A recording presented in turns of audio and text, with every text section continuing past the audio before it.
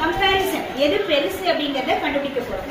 இங்க ரெண்டு விகிதம் கொடுத்திருக்காங்க. என்னென்ன கொடுத்திருக்காங்கமா? 3:4, 7:8. இந்த ரெண்டு விகிதத்துல எது பெருசு அப்படிங்கறத கண்டுபிடிக்க போறோம். சரியா? இதுக்கான ஷார்ட்டஸ்ட் மெத்தட் என்னன்னா, இப்போ நம்ம எப்பவுமே என்ன பண்ணுவோம்? ரேஷியோல இருக்கிறத ஃபிராக்ஷன்ல எழுதிடுவோமா? Yes miss. 3:4 என்ன எழுதுவோம்? 3/4. 7:8 எப்படி எழுதுவோம்? 7/8. நீ ஒன்றும் செய்ய வேண்டாம். இப்போ இதுல இருக்கக்கூடிய நியூமரேட்டரை இங்க இருக்கிற டினாமினேட்டரால பெருக்கிடு.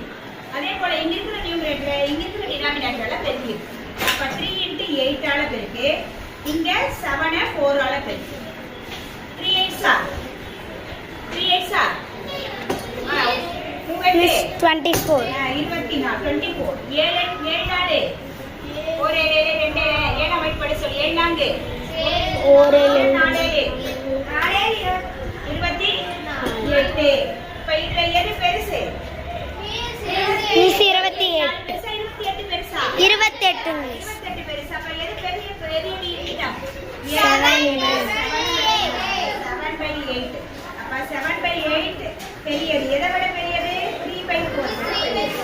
அப்ப ரேஷியோல எழுதுனா 3:4 less than 7:8.